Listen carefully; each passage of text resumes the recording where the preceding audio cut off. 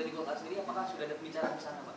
Ya, saya bilang begini. Pertama kan di dalam media juga saya sudah sampaikan bahwa ya memang ada beberapa nama.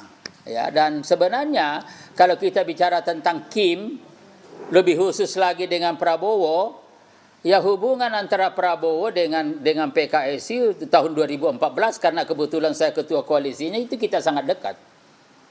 Jadi tidak pernah ada masalah kita dengan PKS. Sehingga kalau kita melakukan komunikasi politik, ya tidak ada masalah. Meskipun pada waktu itu kalau kita lakukan komunikasi politik, tiba-tiba muncul satu respon negatif. Wah, ini Kim ini nggak benar nih, ini ingin menjegal Anies nih. Saya katakan tidak ada sama sekali. Yang ada dalam dunia politik praktis itu adalah adu strategi. Kalau kita berkomunikasi dengan PKS, ya itu adalah strategi. Silahkan berkomunikasi juga. Kan gitu, dan faktanya sekarang kan PKS telah menentukan pasangannya dengan Anies sebagai calon gubernur dan calon wagubnya adalah saudara Sohibul Iman.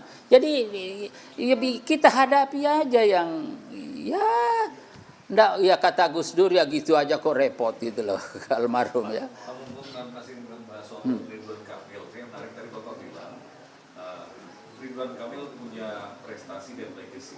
Iya. Punya 2 surat tugas. Apa yang ditunggu oleh Golkar? Kenapa nggak langsung menetapkan? Karena kan masih terlupakan, perlu cek recheck sehingga sampai pada satu tingkat keyakinan kita ingin menang. Dan untuk meyakinkan itu banyak variabel penting yang mempengaruhi. Dan karena itu kita harus cek terus menerus, termasuk pemetaan pemilih itu.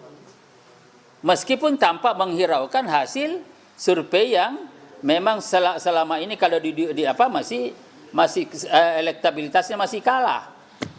Tetapi kan variabel lain kita lihat, kita cek. Misalkan pemilihnya kan November kan, pilkadanya November, berapa bulan misalkan ini, dan kemungkinan terjadi perubahan-perubahan seperti apa. Kan itu akan kita lihat semua. Coba contoh aja Pilpres kemarin. Ya bagaimana mempet kadang-kadang Pak Ganjar di atas, ada inilah Anies, lalu kemudian Prabowo, tetapi dalam dinamika yang terjadi ternyata langkah-langkah yang kita lakukan, apalagi ketika itu banyak dibahas tentang Jokowi, dan ternyata efek ya positif pembahasan Jokowi ini sangat positif kepada kenaikan perolehan suara daripada Prabowo Gibran. Ini kan bisa saja seperti itu gitu terjadi. Nah ini kan perlu ilmu semua dan perlu dalam dunia politik itu perlu kearifan. Jadi ya kata PKB kan sekarang jangan terburu-buru menentukan. Nah ini kita dengerinlah apa namanya nasihat PKB itu. Jadi PKB kan begitu, setelah PKS mengambil sikap, lalu PKB membuat pernyataan jangan terburu-buru. Kita masih punya waktu.